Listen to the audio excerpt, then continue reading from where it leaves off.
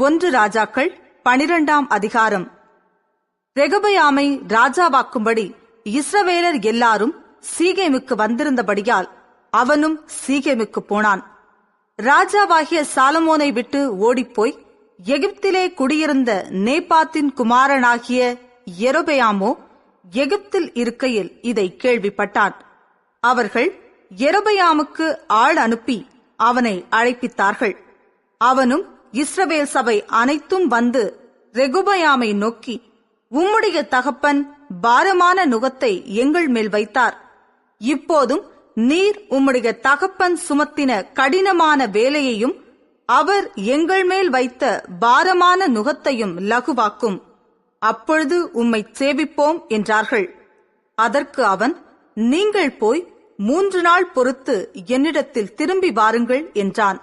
அப்படியே ஜனங்கள் போயிருந்தார்கள்.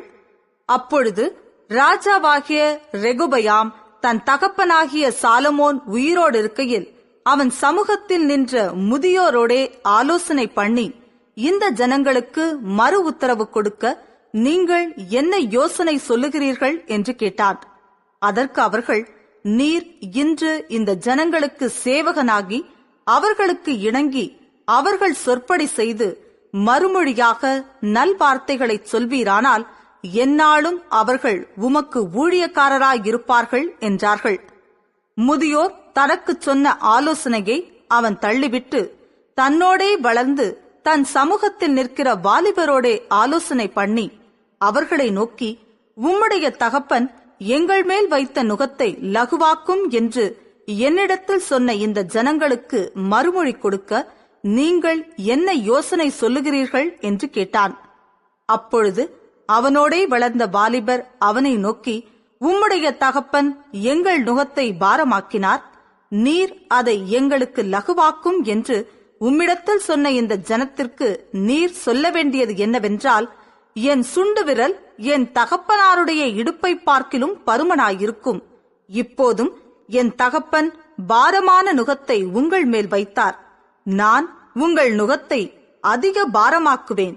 என் தகப்பன் உங்களை சவுக்குகளினாலே தண்டித்தார். நான் உங்களை தேள்களினாலே தண்டிப்பேன் என்று நீர் அவர்களோடே சொல்ல வேண்டும் என்றார்கள். 3ஆம் நாள் என்னிடத்தில் வாருங்கள் என்று ராஜா சொல்லியிருந்தபடியே யெரொபெயாமும் சகல ஜனங்களும் 3ஆம் நாளிலே ரெகொபெயாமிடத்தில் வந்தார்கள். ராஜா முதியோர் தனக்கு சொன்ன ஆலோசனையை தள்ளிவிட்டு வாலிபருடைய ஆலோசனையின்படியே அவர்களோட பேசி, என் தகப்பன் உங்கள் நுகத்தை பாரமாக்கினார். நான் உங்கள் நுகத்தை அதிக பாரமாக்குவேன்.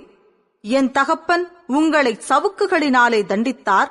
நான் உங்களை தேள்களினாலே தண்டிப்பேன் என்று ஜனங்களுக்கு கடினமான உத்தரவு கொடுத்தான். ராஜா ஜனங்களுக்கு செவிக்கொடாமற் போனான். கர்த்தர் சீலோனியனான அகியாவை கொண்டு நேபாத்தின் குமாரனாகிய யெரொபெயாமுக்கு சொன்ன தம்முடைய வார்த்தையை உறுதிப்படுத்தும்படி கர்த்தரால் இப்படி நடந்தது. ராஜா தங்களுக்கு செவிக்கொடாததை இஸ்ரவேலர் எல்லாரும் கண்டபோது ஜனங்கள் ராஜாவுக்கு மறு உத்தரவாக, தாவீதோடே எங்களுக்கு பங்கேது, ஈசாயின் குமாரனிடத்தில் எங்களுக்கு சுதந்திரம் இல்லை. இஸ்ரவேலே, உன் கூடாரங்களுக்கு போய்விடு. இப்போது தாவீதே, உன் சொந்த வீட்டை பார்த்துக்கொள் என்று சொல்லி இஸ்ரவேலர் தங்கள் கூடாரங்களுக்கு போய்விட்டார்கள். ஆனாலும் யூதாவின் பட்டணங்களிலே குடியிருந்த இஸ்ரவேல் புத்திரர் மேல் ரெகொபெயாம் ராஜாவாயிருந்தான். பின்பு ராஜாவாகிய ரெகொபெயாம் பகுதி விசாரிப்புக்காரனாகிய அதோராமை அனுப்பினான். இஸ்ரவேலர் எல்லாரும் அவனை கல்லெறிந்து கொன்றார்கள்.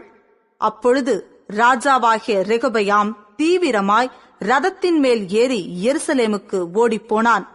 அப்படியே இந்நாள் வரைக்கும் இருக்கிறபடி இஸ்ரவேலர் தாவீதின் வம்சத்தை விட்டு கலகம் பண்ணி பிரிந்து போயிருக்கிறார்கள். யெரொபெயாம் திரும்பி வந்தான் என்று இஸ்ரவேலருக்கெல்லாம் கேள்வியான போது அவனை சபையினிடத்தில் அழைத்தனுப்பி அவனை சமஸ்த இஸ்ரவேலின் மேலும் ராஜாவாக்கினார்கள். யூதா கோத்திரம் மாத்திரமே அன்றி வேறொருவரும் தாவீதின் வம்சத்தை பின்பற்றவில்லை. ரெகொபெயாம் எருசலேமுக்கு வந்தபோது இஸ்ரவேல் வம்சத்தாரோடே யுத்தம் பண்ணவும் ராஜ்யத்தை சாலமோனின் குமாரனாகிய தன்னிடமாக திருப்பிக் கொள்ளவும் யூதா வம்சத்தார் பென்யமீன் கோத்திரத்தார் அனைவருமாகிய தெரிந்து கொள்ளப்பட்ட யுத்த வீரர் 180,000 பேரை கூட்டினான்.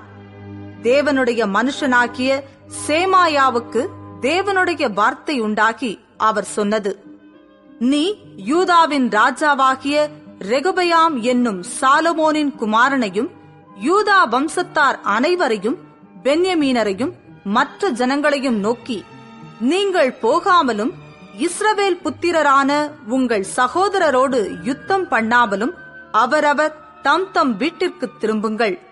என்னாலே இந்த காரியம் நடந்தது என்று கர்த்தர் உரைக்கிறார் என்று சொல் என்றார். அப்பொழுது அவர்கள் கர்த்தருடைய சொல்லைக் கேட்டு கர்த்தருடைய வார்த்தையின்படியே திரும்பி போய்விட்டார்கள். யெரொபெயாம் எப்பிராயிம் மலை தேசத்தில் சீகேமை கட்டி அதிலே வாசம் பண்ணி அங்கிருந்து போய் பெனுவேலை கட்டினான். யெரொபெயாம் இப்போது ராஜ்யபாரம் தாவீது வம்சவசமாய் திரும்புகிறதாயிருக்கும். இந்த ஜனங்கள் எருசலேமிலுள்ள கர்த்தருடைய ஆலயத்திலே பலிகளை செலுத்தப் போனால் இந்த ஜனங்களின் இருதயம் யூதாவின் ராஜாவாகிய ரெகொபெயாம் என்னும் தங்கள் ஆண்டவன் வசமாய் திரும்பி அவர்கள் என்னை கொன்று போட்டு யூதாவின் ராஜாவாகிய ரெகொபெயாமின் பாரிசமாய் போய்விடுவார்கள் என்று தன் மனதிலே சிந்தித்துக் கொண்டிருந்தான். ஆகையால் ராஜாவானவன் யோசனை பண்ணி பொன்னினால் 2 கன்றுக்குட்டிகளை உண்டாக்கி ஜனங்களை பார்த்து, நீங்கள் எருசலேமுக்கு போகிறது உங்களுக்கு வருத்தம். இஸ்ரவேலரே, இதோ இவைகள் உங்களை எகிப்து தேசத்திலிருந்து வரப்பண்ணின உங்கள் தேவர்கள் என்று சொல்லி ஒன்றை பெத்தேலிலும் ஒன்றை தானிலும் ஸ்தாபித்தான். இந்த காரியம் பாவமாயிற்று. ஜனங்கள் இந்த ஒரு கன்றுக்குட்டிக்காக தான் மட்டும் போவார்கள். அவன் மேடையாகிய ஒரு கோவிலையும் கட்டி லேவியின் புத்திரராயிராத ஜனத்தில் ஈனமானவர்களை ஆசாரியராக்கினான்.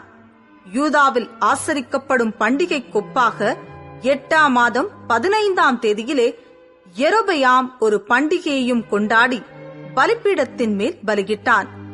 அப்படியே பெத்தேலிலே தான் உண்டாக்கின கன்றுக்குட்டிகளுக்கு பலியிட்டு தான் உண்டு பண்ணின மேடைகளின் ஆசாரியர்களை பெத்தேலிலே ஸ்தாபித்து தன் மனதிலே தானே நியமித்துக் கொண்ட 8ஆம் மாதம் 15ஆம் தேதியிலே பெத்தேலில் தான் உண்டாக்கின பலிபீடத்தின் மேல் பலியிட்டு இஸ்ரவேல் புத்திரருக்கு பண்டிகையை ஏற்படுத்தி பலிபீடத்தின் மேல் பலியிட்டு தூபம் காட்டினான்.